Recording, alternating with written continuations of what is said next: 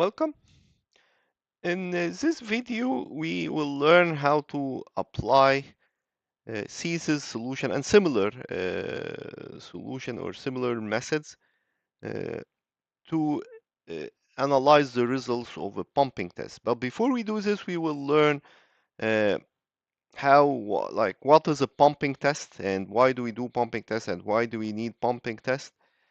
And then we will just cover the basics, like how to do, like we will do it like using like a graphical method. Yeah, do it using a graphical method in this video. So this video will mainly cover the basics. By the end of this video, you should be able to analyze pumping test data using this graphical method. In next video, I will show you how to do like a regression method and use a software called Aquatisolve, which is generally used. But this video just to help you to understand like the problem, like the objective, like why do we do pumping test? Yeah, and what are like the steps, like the how, like how to do it, like so basically, and then you will be we will solve like a problem or two. Yeah. Okay. So this is your social media activity for this video. Okay. So what is the objective of a pumping test? So objective of a pumping test is to determine like hydraulic conductivity or like transmissivity and like storage coefficient, storativity, specific yield, uh, specific storage, things like that. Yeah. And why do we need this information? Yeah. So we need this information, like storativity will tell you how much water you can get out of this borehole that you have. Yeah. And is this like a good place for pumping or not? Hydraulic conductivity, this is very useful for also the same purpose, but for other modeling purposes. Because remember, we talked before about hydraulic conductivity, and to develop a groundwater flow model, you need to determine your hydraulic conductivity field. And one way to do this, we talked about before, for example, you can do like lab or field measurement for hydraulic conductivity. Like a lab measurement would be like to get a sample and do like a falling head per meter test uh, or a constant head per meter test, or you can measure it in the field also under field condition using these instruments, Satur instrument, for example, that I showed you. But this method will give you hydraulic conductivity just for this sample, like at small scale, very small scale, like a centimeter, like to meter scale. But the pumping test, which is usually conducted from several hours to several days, you will get an average value of hydraulic conductivity for a large area, so for a larger scale. Yeah. What we will do in this video, we will learn like how to conduct a pumping test in the field and how to get this data and analyze it to find like a K value and like S value. What we will be doing next, like in next module, we will be using, like I will show you like how to use this K value, yeah, hydraulic conductivity value to develop a conceptual model for your groundwater flow model. Yeah, so how to use this information along with other information, because we can learn about the hydraulic conductivity field from a permeameter test, like a pumping test. This will give you the K value, but we can also learn about this from imaging, like geophysical imaging. Yeah, hydrogeophysics, like so we do like a this image of the subsurface. And next module I will show you how you can combine information from geophysics and information from a pumping test to develop a conceptual site model. Yeah, so what is the problem, or that's the objective. Yeah. And here, so that's the objective, and we get like a K value and S value over a large area. So what is giving and what do we need to do? So this is our equation. Yeah, we've seen this is C solutions. This is here like the well function, which is like and this is a well function, and which which has like infinite like infinite series of solution. And what is the objective, or what do you want to do? So what we want to do in a pumping test, you keep pumping water out. So that's what you will do. Like, so you will have here, you will have like a pumping well here, and you will have an observation well here. So you'll keep pumping water out Q, and in your observation well, so that's like your H node, like prior to pumping, yeah?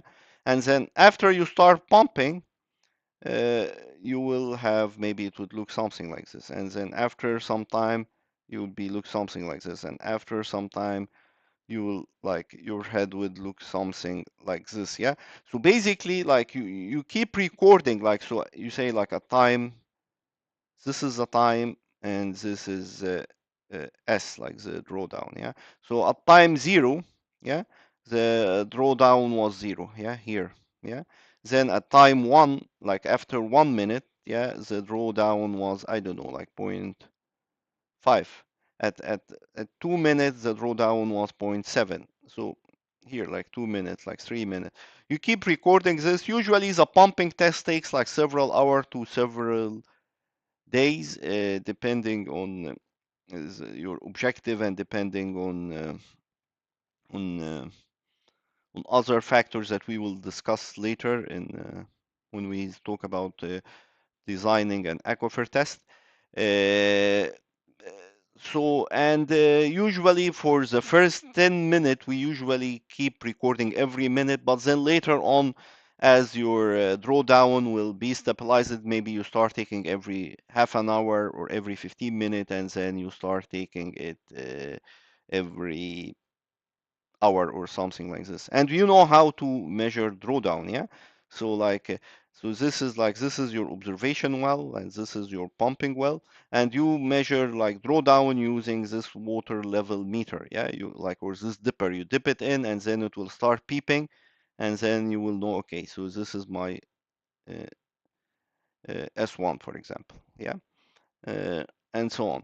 Now, remember also, you can also use a pressure transducer. Like you put an pressure transducer, and that will do automatic logging. It will keep measuring continuously your drawdown. And typically, when you go to the field, do you use like, is it better to use like a pressure transducers that will continuously monitor your drawdown while you are pumping? So you're pumping here at a constant rate, yeah, usually at a constant rate. Or you want, like, you do it manually. Typically, we do both, yeah, because you don't want to take a risk, yeah. You don't want to spend like 2 or 3 days doing something and then realize that your pressure transducer was not working or it was not calibrated. So usually, like when I did last time, I did a pumping test. We did both, yeah, and there was actually some errors with our pressure transducer, but it was kind of a systematic error, so we could adjust this. Yeah, it was not an issue. But you take it manually. So each minute or each whatever, depending on how you're designing, you take like a measurement of your drawdown. Okay. Uh, so that's basically what you do. Like this is like you know Q, yeah, and you know S, and your objective is to estimate like T, and to estimate S, like the transmissivity and the storage coefficient. And the time is known, like, and R is known. And sometimes this R is the distance from your observation well, so that's R. So that's the distance from your pumping well to observation well. In some pumping tests, like if you don't have an observation well, you can observe also from where you're pumping. So in that case, like, you are pumping from here and you are also observing from here, like, yeah, so you're doing, so in that case R would be like, in that case, you remember, in that case R would be like your RW, like the radius of your well. That would be your R here, if you are just using 1 point, yeah. Okay, so that's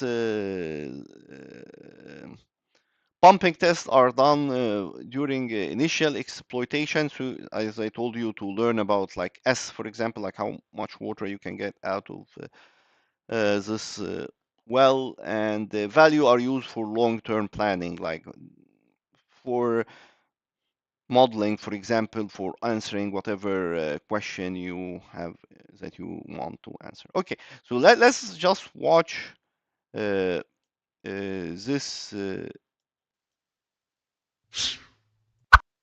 Let's watch this video. Let's watch it together, and this video will show you like how to conduct a pumping well in the field. So that's you learn how like what are the steps you need to do to conduct pumping well in the field. And after this video I will show you like you did this in the field, you got your drawdown data with time, so S versus time, and then I will show you like how to analyze this data and to estimate like hydraulic conductivity K and storage coefficient. Okay, so let's see how to do it in the field.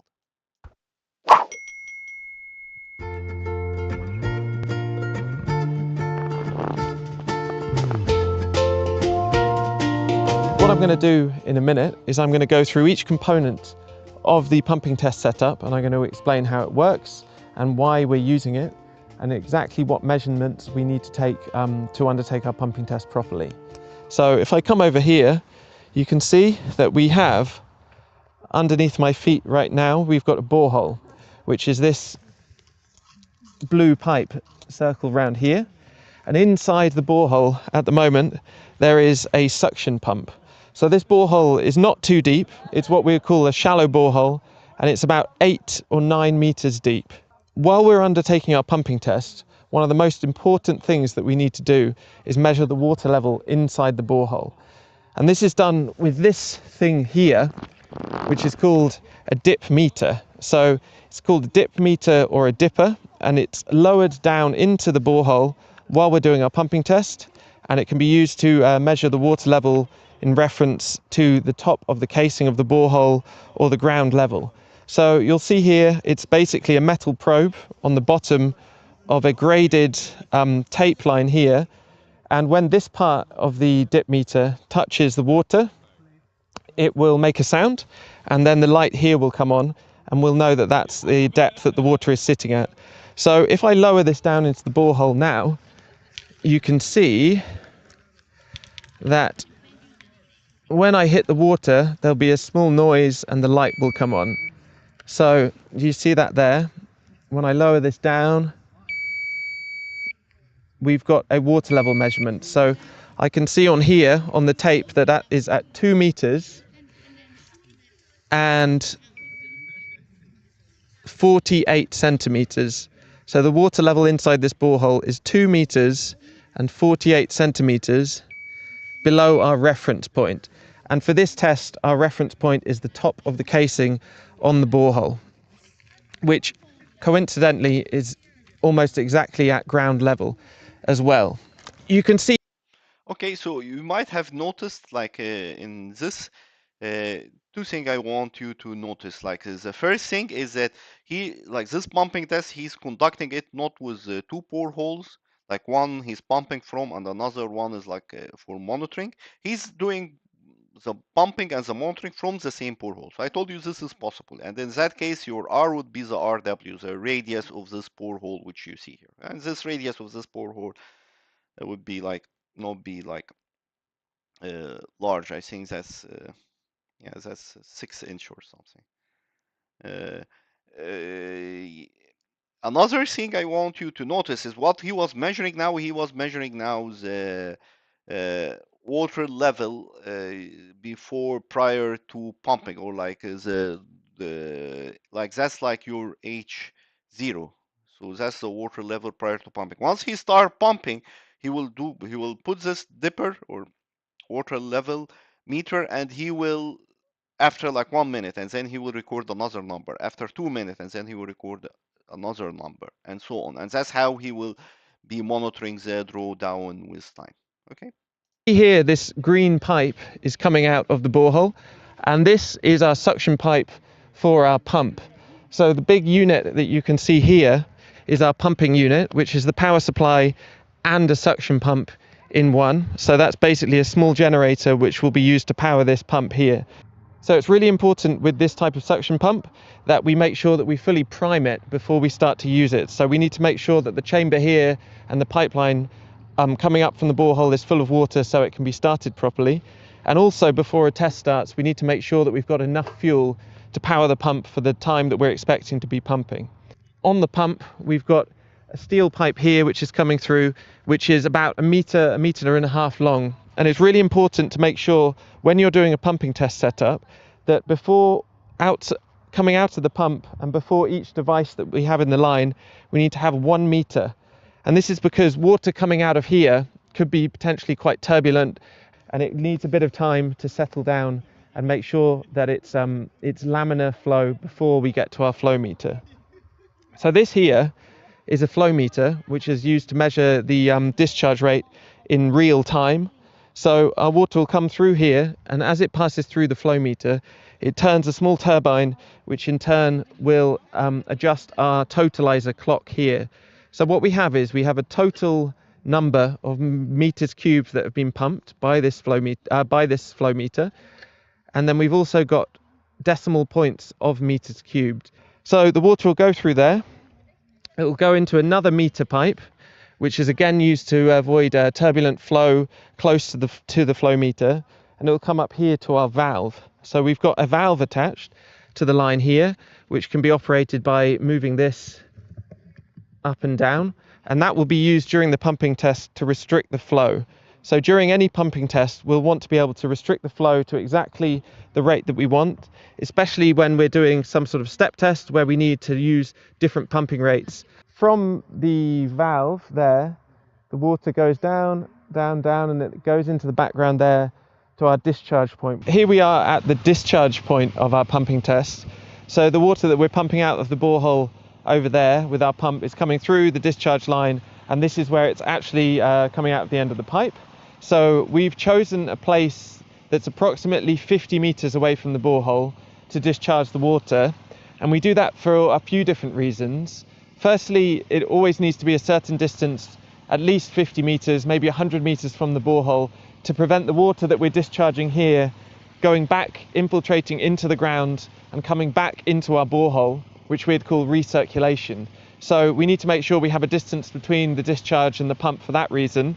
And second, So another thing you might have noticed here, we talked about this before, like the effect of boundary, like so the C solution that assumes that you have like that at that road down, like you have a constant head boundary. So at infinitively long distance from where you are pumping, your head is your head, like you have a constant head, like your head is H naught. Like at infinitive, like if you are far away from where you are pumping, your head is constant, which is like your H naught. So that is the assumption of this one. And but we talked also about other assumption. We talked about like when your boundary is is is, uh, is no flow boundary, yeah, or when your boundary has like some recharge, and that would be the case where your boundary would have some recharge. So if you are and that's if you are pumping near a river, the river will have an impact on your analysis, and you need to account for this in your analysis. And actually, this is something you can figure out. Like that's another objective of doing a pumping test, is that like we will get some data, we will compare it with the theoretical data, as I showed you like in the previous video. And then from comparing your data with the theoretical data, you will know whether you have like you can identify like or detect like impermeable boundary in your subsurface, for example, or impermeable like impermeable boundary in your subsurface, or like a recharge boundary like a ditch or a river or a lake. Yeah. also, it's really important to make sure that you don't flood your work area, or if you're doing a pumping test in a very flat area, it's quite common to have problems to discharge the water to the environment in a place that's not going to flood somebody's house or somebody's work area, or even flood your own pumping test equipment. So sometimes if you're doing a pumping test for 2 or 3 days, you're going to have a huge volume of water, and you need to make sure that goes away from the borehole. Here we found the ideal position because we're actually discharging into a small ditch and the water can flow away quite quickly. So at the moment it's coming out at about 1 litre per second during our step test. And the other important thing to note when you're discharging pumping test water to the environment is to make sure that you comply with all local discharge and water quality regulations. So you don't want to be discharging potentially silty or water of unknown quality to a public stream or a ditch near somebody's house. So that's a really important thing to take into consideration. Okay.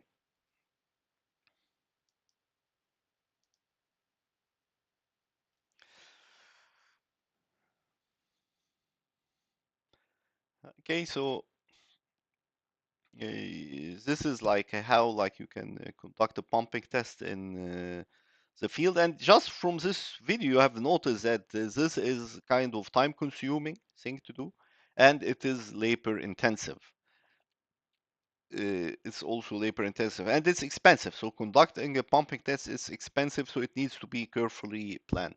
But I will show you later like a cheaper method that can give you like wealth of information and very rich information, and that's like a geophysics imaging, yeah, and how this could give you like a wealth of information. And it's much cheaper than a pumping test. Okay, so let's say now you went to the field, you collected your data. So basically, your data would look something like this. That would be like S, and that would be time. So like or the other way around, yeah. That would be like time, and that would be S. So at time 0, your drawdown is 0, yeah. At time 1, your drawdown is 1 minute, yeah. This is like, so time, that's in minute, yeah. And then SS in meter, yeah. And then at 1 minute you got like 0.3, for example. At 2 minutes you got like 0.5, and then you go like at 10 minutes you got like 0.8, and then maybe after half an hour you got like 0.9, and then maybe after 1 hour you got like 1.1, and then after 2 hours you got like 1.1.5, yeah, something like this. So your data would look something like this. Okay, so what do I want to do here with this data? So here, this is my equation, yeah. And if you looked at this equation, so this is I know the Q, I know how much like the pumping rate, I know my S, this is known, and then I have this W function. WU is like R, I know R. Time is known, so I know time. And then what do I have here? So this is the U here. This is this U here. Yeah. So what do I have? What is unknown here? So the unknown here is T and S. That's the unknown, yeah. Okay, so we have a problem here, yeah, because we have one equation, which is like here's this equation, yeah. This is the U, and there is two unknowns. So how can I do this? How can I solve? Like, can I solve one equation uh, for can I like if I have one equation, can I solve it for two unknown? Well, I will show you here like a trick, like which is like the graphical solution, like how you like it's a graphical like a curve matching method, how you could do like a curve matching method, because you have a theoretical curve, yeah, and then you have like this data that you're getting from the field. So what I will show you, I will show you like how you could match the data that you are getting from a field to a theoretical curve. That would be your second source of information, like how you could match it to that theoretical curve, and based on this matching of this theoretical curve from the graph you will be able to identify like S and T. So that's like one way of doing it. In the next video I will show you like another way. I will not of doing it, which is like a regression method to solve this as an optimization problem. So basically a regression method, you will just try to fit what you are observing in the field to the theoretical curve by making this as your decision variable. So basically, like as an optimization method, you will say, okay, what is the value of S and the value of T that will make my theoretical, like my data that I'm observing in the field, fit perfectly, like has a perfect match or a perfect fit with my theoretical data. That's the regression method, and that's like what Acuity solve like is based on. But in this one, we will do it manually. Like we will like do this kind of optimization manually, like just with your hand. Like you try to visually optimize it, like to optimize the fit between like your theoretical curve and your observation data. And after you optimize that fit manually, just with your eyeball, you can estimate the S and T. I will show you this. Yeah. In order to do this, let's just rearrange term here. So like this is like what I was like if we are rearrange a term, so I have like here my WU and I have my ST, and that's like a constant here. Yeah. And I have 1 over U and I have a T here, and that's like a constant here. So you will, if you did this arrangement, you will find this similarity. Like there is a similarity of WU versus 1 over U is similar to ST versus T. Like, what does this mean? So like I have my theoretical curve here. Yeah. That's like my theoretical curve, that's like WU. And here I will put like 1 over U. And then I have like if I plotted this data like that, like this data here that I got from the field, if I plotted it, then I will have this is my field observation, and my field observations that would be S, and that would be like T. Yeah. So now you see like these are similar. So if I match it these two, like visually matches these two, I will be able to find this like this constant here, like this guy and this guy. So that's basically like the idea. And then once I was able to find like this one, and I was able to find this one for my matching point, and this one and this one, then I substitute this one here and I calculate T. I substitute this one here. I substitute. So basically, like we match them, and I find like WU and is corresponding like S. And I found like T and is corresponding U. And then I substitute like WU value here, I substitute S here, I substitute T here, I substitute U here, then I can solve for this one and solve for this. I mean, not easy to understand. Yeah, that's okay because it's not easy to understand unless you actually see it. Yeah, it's very. So let's do it. Yeah, like I think the way to understand this is just like we do it. Like once we do it, you'll find oh this is easy. Yeah. So this is called like log-log type curve matching method. So log-log because our data, like our drawdown data and time data, will be plot like on a log-log scale, similar to how we plot our WU versus 1 over U. So the method is that like you have your type curve, like your WU over 1 over U. So this curve, you have an equation for it. You can do it with Excel or you can get an existing one. And then you plot your S versus T on a log-log scale. And the scale of this one and the scale of this one need to be the same. Like so you need to use the same, like for the graph, it needs to be the same ratio, same scale. Yeah. And then you match the two curve, and then you select any matching point. Yeah, you can select any matching point you want and read the like you can say like at u equal to 1 and w equal to 1, what is the respective S and T. Then you will have S and T, U and W, and then you can just plug them into your equation. Yeah, so you can plug them into your equation and use this equation to calculate like T and S. That's the step. So let's do it. Yeah, like once we do it, then it will become easy. So this is our like so the first step is to plot WU versus 1 over U. So here's WU, this is 1 over U. And you can just plot it using this equation. Like you say, like at U is equal to 1, you plug in 1 here, and then W would be equal to this. At U is equal to 10, for example. And plug 10 here, and then you got like this value, and so on. Yeah, so and these figures, these are standard figure, you can find it also on the internet. But you see here, like the scale here will be the same scales that I will use. And this is log-log, yeah? And then the second step is to plot the data that you are observing from the field. So this is S versus T. So at this time, I got like this drawdown. At this time, I got this drawdown, and so on. So that's you see, like as you notice, the drawdown will be large at the beginning when you start pumping, and then it will to start to like reach a plateau. That's why I told you at the beginning of the pumping test. See, this is for the first 10 minutes. You maybe see here we in the first 10 minutes we took like three measurement, yeah.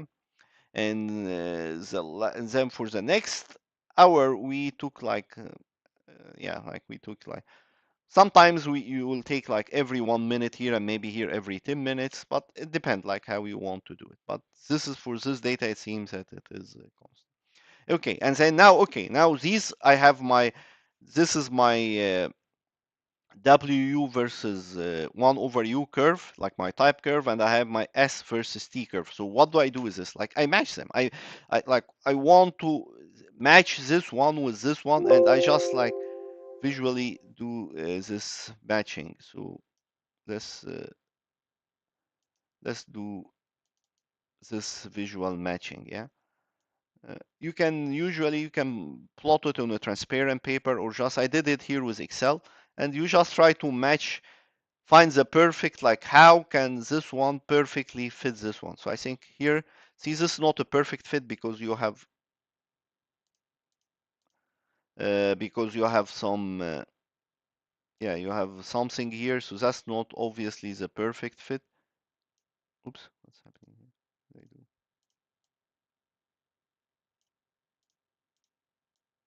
So here, here, here, yeah. See, now this is a good fit. Okay, yeah. So you see here, you just tried your best to find the perfect match. Yeah, see, that's, I think we found it. Yeah, yeah. Here we go. Okay, so now we were able to match like our uh, field, like data from the field with the theoretical curve, and then like what's the next step? The next step is to find like, oops, is to find like W U U and then S and T. So we can select like any matching point and read the corresponding S and T value. Usually we just do like this is equal to 1 and this is equal to 1. Yeah. Which means like 1 over U, like 1 over U is equal to U is equal to 1. So that's like here. And then for the WU is equal to 1, which is like here. Yeah, this is the 1 here. And basically you read the corresponding like for this matching, so this is W is equal to 1 and 1 over U is equal to 1. You just read the corresponding, yeah, you read the corresponding value here, which is like in that case, you just like read the corresponding value here, yeah. For S, so for that case, it would be, it's not very clear here from my screen, but I think this is like,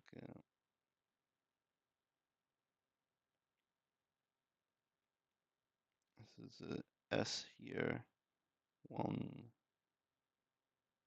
It's not very clear from my screen. I have it on the next video. Yeah. So here, so this is the matchings that I did. Okay, this looks better. Yeah. So let's do it here. Yeah. So here for like this one, this is like the matching point. Yeah, that I got like for W is equal to 1 and 1 over U is equal to 1. So we can read like this value here and we can read like this value here. So if you read this value, this is 1, this is 2, this is maybe like this is 3. So I don't know. It's very difficult to read this from this graph, from this figure, because they are non-linear. But I will say like for W, U is equal to 1, U is equal to 1, S maybe, I don't know, 2.4 maybe. S is equal to maybe like 2.4, S 2.4, and T is equal to, this is 1, 2, 3, 4 maybe, and a little bit. T is equal maybe 4.1. This is a minute, and this S is in meter or feet or whatever. You need to check the unit, yeah? This is usually in minute. T is usually in minute. Let's see if we got this correct. So yeah, for this one, I got, yeah, 2.4. Yeah, I got it. Yeah, I got the same number here, and the T, I got 4.1, so I got the same number here. Yeah. So you see here, yeah. So that's like here 2.4, and then here 4.1. Okay. Yeah, so it's sometimes difficult to read this. That's why we use the software. Like here, I'm just showing you like how to do this, like manually, just to understand the concept. For what Aquatisolve does, it try to match these curves also, but it matches them using a regression method. So basically, it try to minimize the error between, like, see the error here is almost minimal. Yeah, it's perfect match between what you are observing in the field and your curve. That's basically what Aquatisolve try to minimize this error between what you are observing in the field and your theoretical curve. Okay. Okay. So now we are ready. Yeah. Now we are ready to solve our problem. Why? Because we have WU, in that case, is equal to 1. We have S, we measure this, I think that was 2.4. We have like T, uh, that is, so this is, yeah, like, I can, let me just like move on with this, yeah. So here, this is like the C's equation, like this is the WU function. Then you arrange it in this way, yeah. Let me just explain this first, yeah. So this is your C's equation, yeah, and then you just arrange it to solve for T and to solve for S, yeah. And then after you rearrange it, like Q is known, yeah. W here, like what is our matching point was 1. This is known. S, this is like 2.4, like check the unit, I think meter or whatever, yeah. Here U is known, like that was 1. T, we got this from the matching, I think that was 4.1 minute. And then R, that's the distance between your pumping well and your observation well, and that should be also known. Then you solve for T first, you substitute T here, and then you solve for S. That's it, yeah, simple. Yeah. So here is an example, like, so let's look at this example. So in this example, like at time 3, we got this drawdown, at time 5, we got this drawdown, at time 8, and so on until like 500 minute. So that was quite like a long pumping test, yeah. Took almost like 9 hours or something, yeah. And or, uh, and then from we did like this curve, like we plotted this guy, we matched it with the type curve, and that's what we found. So we did this already. We found this, yeah. And now I'm telling you where water was pumped at a rate like Q is given, which is like 220 gallon per minute. And then this is the duration of the pumping test, which you see here. The aquifer is B is given, so B is giving like 48 feet. The time of drawdown from the observation well was located, so R is giving how your observation well was far away from your pumping well, so that's like 800 feet. And then it is telling you, giving this drawdown data, use the graphical method to determine T and to determine S. So that's easy, yeah? Make sure to convert this unit from gallon per minute to like feet cube, yeah, per minute or per day or whatever you want, like your transmissivity value to be in, yeah. Just make sure that you are consistent. uh, so make sure here your units are consistent. So this is Q, WU is 1, S is giving, and then you calculate T, and then you substitute T here. U is 1, T is giving like 4.1, R is giving like 4.2 feet, and then you calculate S. Yeah, so so easy stuff. The most difficult part is how to read this number from the graph, because reading numbers from log figure is non-linear. Like the unit, like the scale is non-linear, so you need some skills or to be able to get it. But So here, this is the Q is giving like a Q here. I converted this to like day, feet cube per day. Time, I converted this to day also because I want my final transmissivity to be feet cube per day, not per minute. And then I substituted this here. K, remember, transmissivity is K times B. So K is transmissivity over the aquifer thickness. You get like, so you get like, this is the hydraulic conductivity value, 29 feet per day. That's very high hydraulic conductivity. It's good hydraulic conductivity. So it's a good location for drilling, it seems. And then the storativity, you got like this number here. Okay. There is also, let me just quickly do this, which is called like the Jacob approximation for a semi-log plots for large value of t. If you noticed here, let me show you, like if you noticed here, after like, see here, this is kind of non-linear increase. But then like starting from like at a large t, like after like 10 minutes or so, see, this is just linear. This is just like you can fit a straight line to this data here. Like so this part is non highly non-linear, then at this part it become linear and you can fit a straight line here.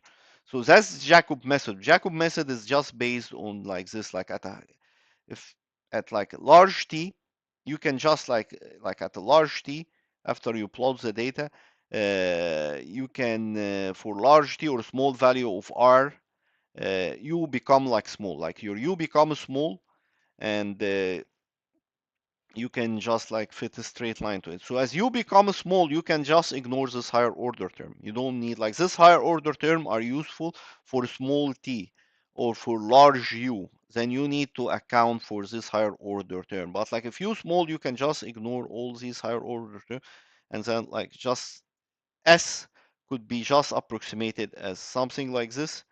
You can rearrange these term, and then you will have like a constant here, like you can say this, call this a, and you can call this b, and then on a log scale, you see that would be an equation of a straight line on a log scale. Yeah, because if you took, yeah, like, so on the log scale, that would be an equation of a straight line. So let's see. So here's an example. So like, see, this is my data. I'm plotting my drawdown versus time. You see here, this part is non-linear, but starting from here, maybe I could fit like a straight line to it. Yeah. So you fit a straight line to it. That is like your equation. So now here is like how to solve this equation. So to solve this equation, you basically extend, like you need like, so this is your equation. Yeah. You need to find like t. Yeah, and you need to find like s in order to solve for s and for t and s. Yeah, that's what you are solving for. And your input, you need to know q is known, r is known, but you need to find s and t. So to do this, like, you just extend this straight line. Yeah, you extend this straight line to the zero drawdown, and that will be like your t node. Like, that will give you like your t node. So you can substitute this at s equal to 0, a drawdown, like you just extend the line here, you extend it to this drawdown is like 0, and then at s equal to 0, that would be the t, that would be like the t node. Yeah, so you read this value from this graph. So in that case, like, this value is about like 9. I see here this like t node is about 9 minutes. Yeah, and then s would be equal to 0. So if you did this, then you have this equation, like your s uh, is equal to 2.5 t naught and then r square. Yeah, but still, we still have two unknown, like we still have s and r. So we need a second equation, and the second equation, I will show you like how to get the second equation. So the second equation, so that's the first step. Uh, oops. So that is the first step. Extend drawdown. Extend the drawdown to zero drawdown axis, to the zero drawdown axis. The second step is that you obtain drawdown delta S for one log cycle in time. So just any one log cycle in time, like from 100 to 200. You just like, so at 100, this was my S1, and at 1000, this was like my S2, and you read this value, you read this value, and basically you just want to find delta S, like between two log cycles. So that's like S2 minus S1. So this is like S2, this is S1. You can combine them together, you get something like this. And then this is for one log cycle, means like this is like one order of magnitude larger than this. So this is 10 times larger than this. So this log 10, that will give you 1, basically. T over T, that's log 10, that give you 1. So like this equation, that would be equal to 1. And then you have like an equation for T would be like T is equal to Q. Delta S, that's giving, so delta S in that case it would be like S2 minus S1. So in that case would be like, I don't know, like 5 minus 2 point something. And then Q is giving, and then we can solve for T. And then once we solve for T, we substitute it in the other equation, and then we can solve for S. Yeah. So here is an example. So the Jacob-Cooper straight line drawdown method, like method one, like the graphical solution. In this one, we are doing the graphical solution. Next lesson, I will show you how to do the regression solution using AquatiSolve. Yeah. But here R is given, yeah, like Q is given. Like what do we need here? Like we need to find like delta S, and we need to find T node. So T node is easy. So like you start, you fit a straight line to this, like and again you do this also by trial and error. Let me show you like how you do this. You do this like so. This is like here, like you just try to find, and again, like see this part, like you just try to find like the linear part, maybe here, yeah, maybe here, and then you just try to manually fit like the perfect like straight lines that you can fit to it. Yeah, so you just like fit it manually like this. That's how like you fit like this straight line. You adjust the slope, you adjust, so you can adjust like the slope, you can, until like you get the perfect fit. Yeah, okay. And then after you do this, like after you fit a straight line, you extend that straight line up till here. Oops. And then from here, you read your T node. And in that case, T node would be somewhere like here, here, somewhere here. Yeah. So like that would be like 1, 2, like 3, 3.5 maybe. Yeah. So T node is like 3.5 day. Yeah. Somewhere here, and then you'll find like one log cycle. So one log cycle, that could be from here to here. Yeah. So from here to here, like from here to here, you read like this is like your S1, and from here to here, you read this is your S2. So in that case, like S1 was like a 2.5, like somewhere here, 2.5. S2 was 7.8, somewhere here. Yeah. Uh, and notice that here this is inverted, like so start like this is an inverted y-axis, and you need to learn how to do this with Excel, like to invert the y-axis. So this is starting at 0 drawdown, and here's the maximum drawdown. Uh, but you can do it anyway. You can also do the other way. It doesn't matter. But you get delta S. So you get delta S. You substitute delta S here. You substitute Q here. You solve for T. And then you substitute your T here, you got T0, you have the R's, and you solve for S. So in that case, like the graphical solution, this is the numbers that I got. Not very much different from the C's solution. So this approximate Jacob solution is similar. Like, so here we got like, this is this one, let's see the other one. So this is like 1.7 10 to the power minus 5, and this is, we got about 1400. Let's see for the other one, for the other solution, what did we get here? Yeah, we got like it was very similar. Like here we got like 1400. Here we got like same order of magnitude and very similar. The other one was 1.7, here 2.3. So very similar, yeah. Like the other one, like the Jacob's approximate solution was 1.7 10 to the power minus 5. This one we got the same number, like 1400, yeah, feet square per day. Okay. So let's go back here.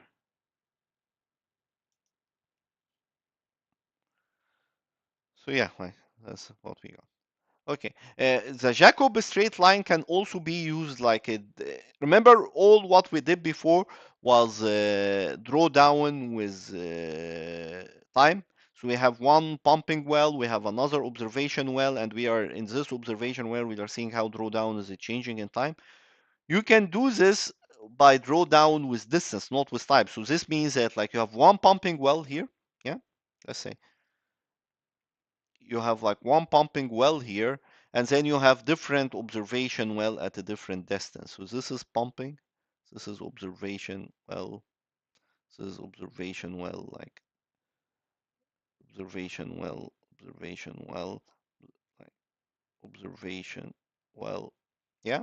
So these are at a different distance, yeah. Here, like so the distance would be like some of them could be like very far away, for example, some of them could be close, yeah.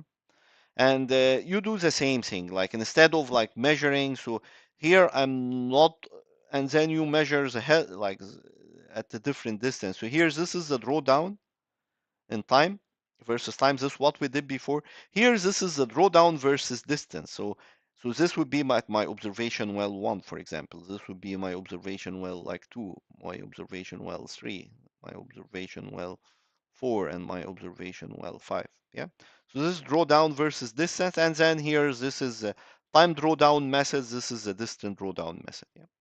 So delta S here would be for like the drawdown versus distance, and this is would be uh, so you can check out like this method also. Yeah.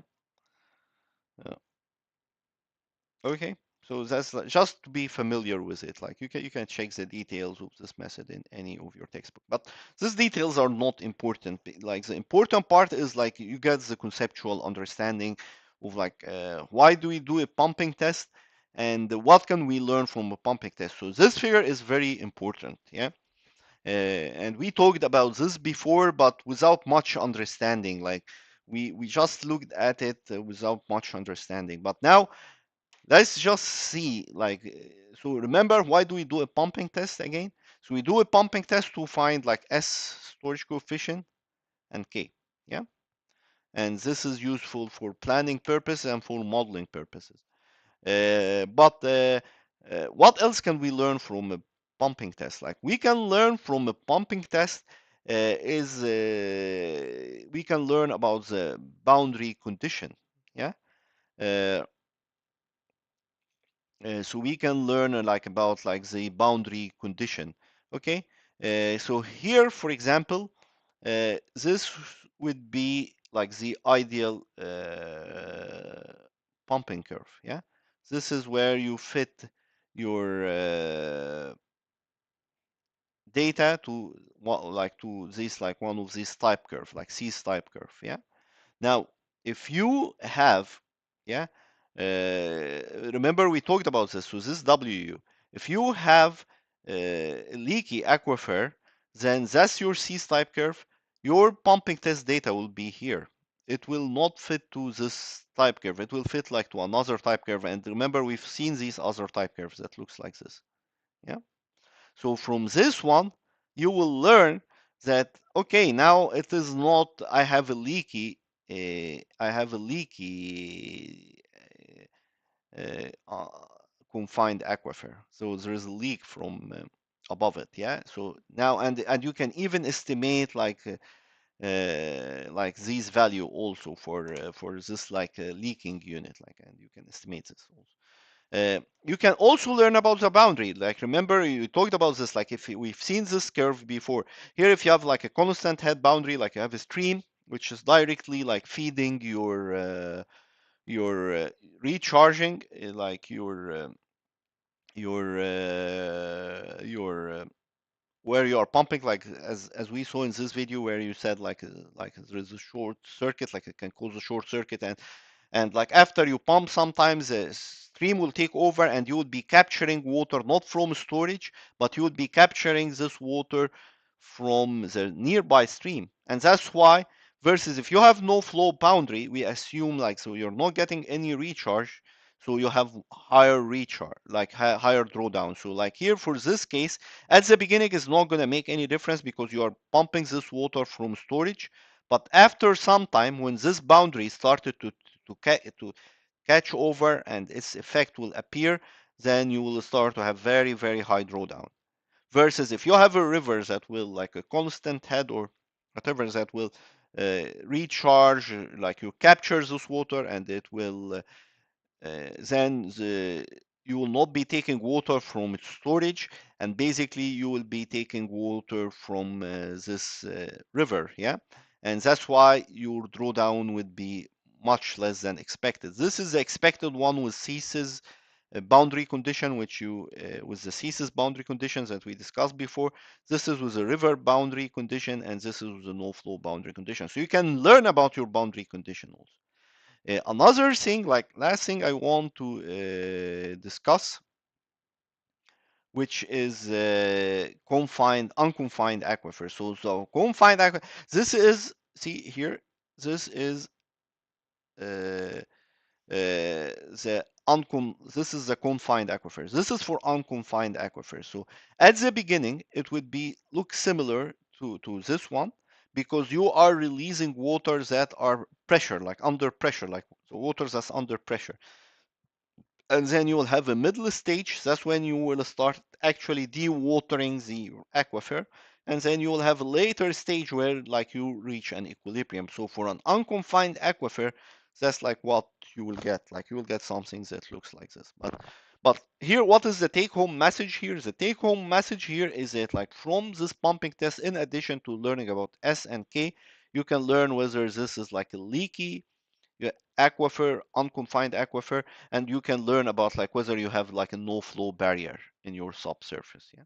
If you have like a river or a lake or something like this, that would be obvious because you will see it like it's a surface feature. But a no flow bound barrier, that's a subsurface feature. So here again, that's like a leaky aquifer. So this no longer called like a CSIS method, called like Walton graphical method. Again, the details here are not important. But it is just like another graphical method that you can use. So here, this is your drawdown, and now you have this is your well function. It has like two components in it. Uh, the B, remember the B, that's like your transmissivity here, and that is thickness here, P prime, and this is a K prime here. And as K, as this guy, like as this K prime, if this k prime is almost zero, then like this r over b will like be equal to zero, and then you will get the C solution where you have no recharge. But if this is high, if like this k value is high, then you will have some good amount of recharge, and that would be like a leaky aquifer. Yeah. And again, it's also like a curve matching method. So you will conduct your whatever you are doing in the field, and you will get your data. You will find like your uh, W and U, and then you will find which curve you match, like RP curve you match, and then you will find the S and T value. So let me show you an example. Again, the details here are not important because you usually do this with a software like Aquatisolve or something. So here you see these are this would be like the not the C's curve anymore, like type curve was a Walton type curve or whatever. This is the C's here, so this is the C's curve. This is different R over B values, and this is the data you got from the field, and the data you got from the field, it matched better with this curve here. Yeah. So it matched better with this curve here, and then you'll find the matching point. Like again, the matching point, you usually WU is equal to 1, U is equal to 1. So here at W is equal to 1, at U is equal to 1, and you read the corresponding S and T. So now you have S, you have T, you have R over B, and then you will be able to solve this problem. Now the unconfined aquifer, that's like a different story. So in the early stage, you will have like this C's type of response. Why you will have this C's type of response? Because you are basically first pumping like this compressed water, like you are releasing the pressure, and like your first thing would be like pumping the release water from compaction, like so the like from compaction of the aquifer and expansion of the water. So you compact your aquifer, you expand your water, like a confined aquifer, and water table will drop significantly. And that's why you see this. This is the C-curve. You see something very similar to the C-curve. And then that would be the first part, yeah. And then the middle part, that's the release of water from gravity drainage. So that's where you dewater your aquifer. Decrease in slope with time, drawdown curve relative to C's curve. So here you see, here this is like drawdown would be like would look different than like the C's curve, yeah. So that would be like during this middle period. And then during the end period, release of water due to drainage formation over large area. So now you are drainage from like a large area. Water table decline slowly and follow essential horizontal. So you reach with that would be like similar to like a C type of curve where you reach a plateau. Remember, like in C type of curve, you reach a plateau with a steady like decline, and that's when we use, for example, the approximate Jacob method, and we could able to fit like straight line. Yeah. Okay, so that's basically like in the confined aquifer, and there is a solution for this. This is called the Neumann solution. So the Neumann solution, it has like an early, late. So this is the C curve, and this is for early and for late, and this is like another C curve. Yeah. So you have like C curve A, C curve Y, and then you have like this between, again, like this, and then you have this gamma function here. Again, these details are not important. Like I'm not going, if you want to see the details of these, I provided the slides that shows the details with this was an example. Uh, but here, this is like for your YA, like the C curve 1, like, and the C curve 2. For this one, like for the early type curve, what you are estimating would be the storage coefficient. And for the Y, like for this type of curve, for the late part, what you will be estimating would be the sustainable yield. So what you get from here, actually you get a lot of information from this one. You get like from the previous one, we will like for the original one we did, we got like, what did we get? Like from the original one, we got like K and S, yeah? That's like the C solution, graphical solution. We got like K and S. For the Walton solution, we got like K, we got S, like big S, yeah? And then we got also K, the hydraulic conductivity of a confining layer. But from this one, you got like more thing, like you got K, you got S, and then you got K in the horizontal direction, like anisotropic, yeah, and K in the R direction, so K vertical and K horizontal. And what else do you get? Yeah, and then you get SY, specific yield also. So if you did like, if this is an unconfined aquifer, you get all this information by using this Neumann method, like 5, or yeah, all this information by using the Neumann method. Yeah, so, and if you want to read these details here, again, like these details are not important. What's important is like the conceptual understanding, or to understand that this method exists, and that this method, like how it will like at the initial state, at the middle stage, and the last stage. So this is like the steps of the Neumann solution. Again, these steps are not important. Like you can, I'm not going to read this, but it's very easy. Just pause the video, read it if you want. But so in summary, that's like in summary. Yeah. If comparison of this like log S, yeah, versus T data for ideal leaky confined and boundary system. So in addition to finding like this K value or K prime value or S or SY, these methods could be used to tell you about like whether you have like an ideal case, like unconfined aquifer without like any, without any leakage from above, Or you have an unconfined aquifer, so you will have like early stage. So at the beginning of your pumping, you'll get something like this drawdowns, and the middle stage of your pumping, you'll get this drawdown, and the later stage of your pumping, you'll get this drawdown. Or if you have a leaky aquifer, then your drawdown would be less than what you expect from here. And then if you have like an impermeable boundary, your drawdown would be much higher than like this ideal case. If you have a constant head like a recharge boundary, then it will be lower. You get lower drawdown. So I think that's it. That's like everything. We typically don't solve this with a graphical method. We typically use a software called Solve, and that's what we will learn next. Like next video, we'll learn like a regression method and how to solve this using a software. Okay.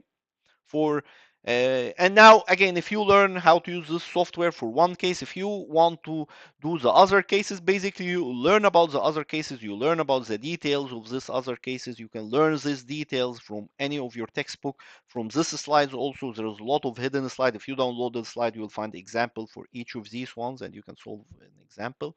But again, what's more important than learning how to do it is you have the conceptual understanding. And if you want to do this one day, then you just go learn the method and do it. That's how I generally do things. Yeah, I just try to have a good, solid conceptual understanding, and then if I want like this fine, tiny little details, once I need them, I learn them. Yeah. Okay. So that's it, and see you in the next video to learn the regression